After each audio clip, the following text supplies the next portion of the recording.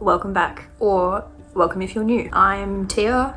I am part of the LGBTQIA+ community, and these are all of the books that I've read in the past 12 months since last Pride Month. I currently own maybe only 2 of these books, so I won't be showing them. I'll just sort of have the cover here somewhere in case someone wants to look up the books that I've been reading. I'm breaking this down a little bit into books that I've read on my own and then books that I've read as part of my book club. But in each section it'll be like presented not by favorites but by the order in which I read these books. Get comfy, get a snack. Should probably put a disclaimer that all of these are my own opinions. If you have a different opinion, that's fine. I'm always happy to learn about maybe something that I've interpreted wrong in books as well.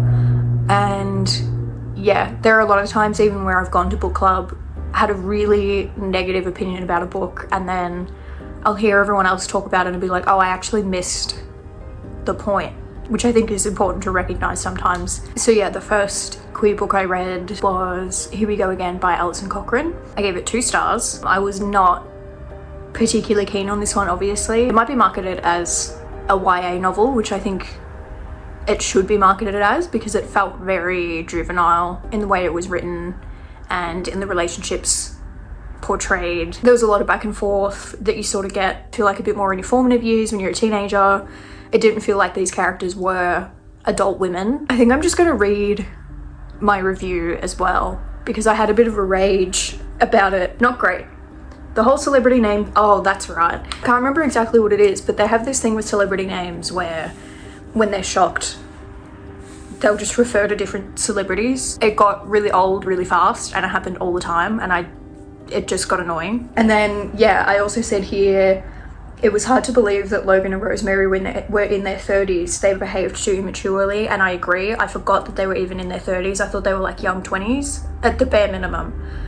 But they acted a lot like teenagers, so it was really hard to sort of root for them and their relationship when they're supposed to be 30 and they were acting really immaturely, and just like, I don't know, the whole relationship was very like juvenile and like high school relationship, which is not what I'd expect in a novel about 30-year-olds. There was also this thing where in every time they met a stranger in this book, the author would like specify the race of this person and would like make it their whole character, basically. Yeah, I said here, the focus on race of insignificant characters was also strange. It's almost like the author was trying to be progressive in including everyone's race, but it gave off, sorry, that's the cat. She knows when I'm gonna film and she just starts screaming, so you just gotta ignore it. But yeah, it's almost like the author was trying to be progressive in including everyone's race, but it gave off the opposite effect, almost so far left that it swung right. Which again is true, because I feel like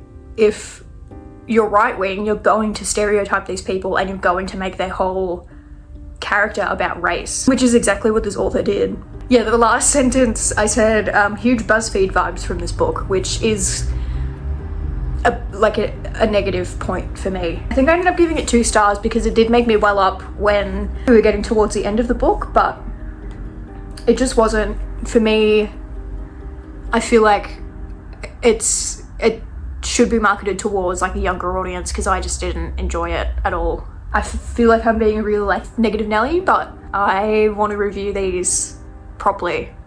Review as if I'm not just talking shit for like 10 minutes. But next one I read was The Song of Achilles by Madeline Miller. I gave this one 5 stars. I love this book. I didn't write a review, so I'm kind of just going off what I remember, which is probably a bad idea because my memory is really bad.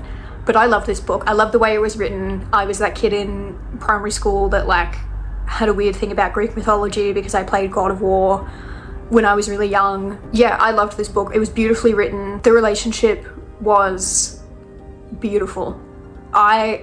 There's so many factors that go into this book that make it brilliant, and I don't want to spoil anything, but just all the characters are strong in their own way. Even in really intimate moments, it's not graphic. Really appreciated the way that this one was written. I've tried to get it read for book club a couple times, but that hasn't happened yet, so hopefully it does. We'll see what happens. I will say as well, I do think rating things on 5 stars, I feel like 5 stars isn't enough of a breadth to really encapsulate how I actually feel about a book. The last queer book that I read by my own seeking was The Seven Husbands of Evelyn Hugo by Taylor Jenkins Reid. I'm on the fence with the whole gala thing, like I don't think it's cool, whatever, but I saw a lot of parallels between Taylor Swift's music and this book, and I'm not saying that this makes Taylor Swift gay or that any of that stuff, but if you like Taylor Swift's writing, you'll probably like this book, which I don't know if it's a cop-out for this author, but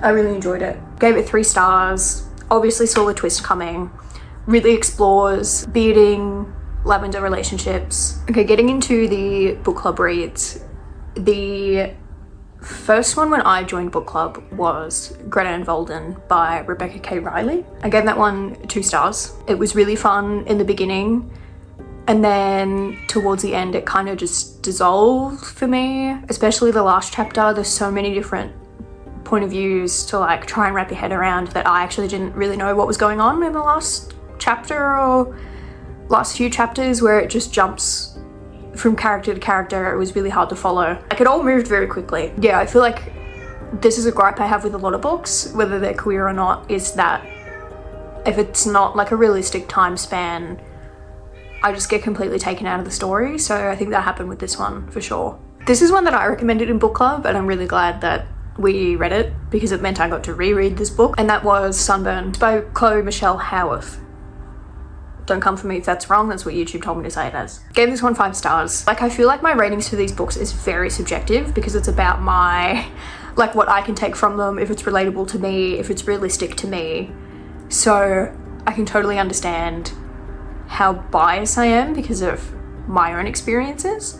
I think if I had to rate these objectively, I would be able to do that, but I think while I'm tracking my own reading and my own opinions, it's like, obviously I'm going to draw from my own experiences. But I grew up in a Catholic environment, so I went to Catholic school, that whole thing, being gay in a Catholic school, that whole hubbub. And this novel is just so relatable to me. There's a lot of parallels between yearning for someone of the same sex and worshipping God as well, and like just the language use in this novel is so beautiful. There's a specific moment, which I can't remember the exact phrasing, but the protagonist is essentially worshipping her girlfriend and relating it to seeing angels and worshipping God and how holy she is. And if you had a similar upbringing to mine,